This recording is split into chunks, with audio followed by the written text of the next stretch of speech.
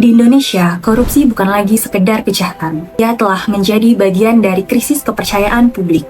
Setiap tahun, kasus korupsi selalu muncul di berbagai macam sektor, mulai dari pendidikan, energi, bantuan sosial, sampai ke pengadaan barang publik.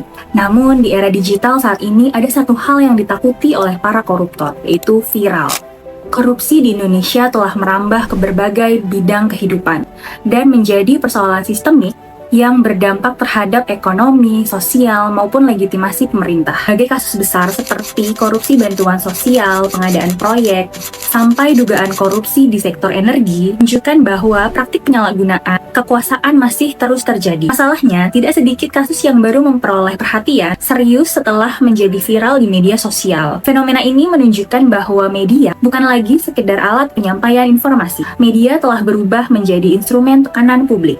Di era digital, masyarakat menyebarkan informasi, bahkan mendorong aparat penegak hukum untuk bertindak lebih cepat. Kondisi ini memperlihatkan bahwa kekuatan publik dalam mengawasi pemerintah kini tidak lagi berada di lembaga formal, tapi juga di ruang digital. Dalam teori demokrasi modern, media memiliki fungsi sebagai watchdog atau pengawas dalam kekuasaan. Media yang bebas dan independen berperan penting dalam mengungkap praktik korupsi, meningkatkan transparansi, serta membangun akuntabilitas publik. Melalui jurnalisme investigasi, media dapat membuka informasi yang sebelumnya tertutup, mendorong munculnya tekanan sosial terhadap pejabat publik. Perkembangan media sosial mempercepat proses tersebut. Informasi kini menyebar dalam hitungan detik.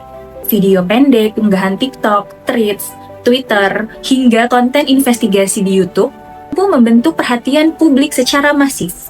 Namun, efektivitas media dalam pemberantasan korupsi tidak berdiri sendiri.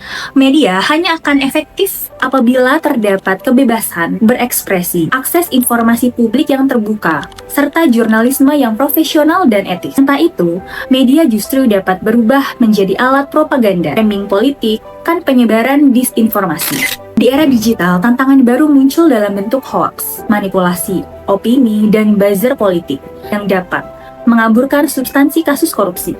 Akibatnya, perhatian publik seringkali lebih fokus pada sensasi dibanding penyelesaian masalah secara sistematis.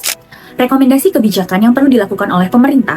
Yang pertama adalah, pemerintah perlu memperkuat perlindungan hukum terhadap jurnalis investigasi dan whistleblower. Pengungkapan kasus korupsi seringkali mengalami intimidasi, tekanan politik, bahkan ancaman keamanan.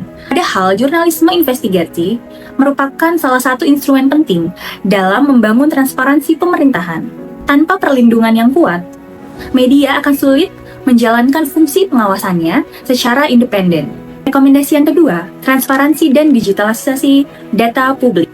Pemerintah perlu memperluas sistem keterbukaan informasi publik melalui digitalisasi. Data mengenai anggaran, pengadaan barang dan jasa, hingga proyek pemerintah harus dapat diakses masyarakat secara mudah dan real-time. Semakin terbuka akses informasi, semakin kecil ruang bagi praktik korupsi untuk disembunyikan.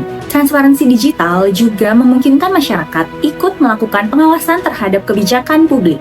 Rekomendasi yang ketiga adalah kolaborasi media, akademisi, dan masyarakat sipil. Pemberantasan korupsi tidak hanya dapat mengandalkan aparat penegak hukum. Dibutuhkan kolaborasi antara media, akademisi, masyarakat sipil, dan komunitas digital. Rekomendasi yang keempat, literasi digital anti-disinformasi. Peningkatan literasi digital masyarakat menjadi kebutuhan yang sangat mendesak. Masyarakat harus mampu membedakan informasi yang valid dengan hoaks atau manipulasi opini. Tanpa literasi digital, isu korupsi dapat dipolitisasi dan dimanfaatkan untuk kepentingan tertentu. Karena itu, pendidikan literasi media perlu diperkuat sejak sekolah hingga ke perguruan tinggi. Rekomendasi yang kelima, optimalisasi media sosial pemerintah, di mana lembaga pemerintah perlu memanfaatkan media sosial secara lebih transparan dan akuntabel. Media sosial pemerintah tidak boleh sebagai alat untuk pencitraan publik, tetapi harus menjadi sarana keterbukaan informasi, pelaporan publik, dan transparansi kebijakan. Dengan komunikasi yang terbuka, kepercayaan masyarakat terhadap institusi negara dapat meningkat. Korupsi tumbuh dalam ruang yang gelap, dalam sistem yang tertutup, dan dalam budaya diam. Namun, media menghadirkan cahaya.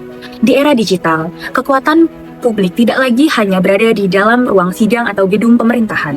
Kekuatan itu kini berada di tangan masyarakat, di layar telepon genggam, di media sosial, dan di keberanian untuk bersuara. Karena terkadang, satu video viral dapat mengguncang kekuasaan.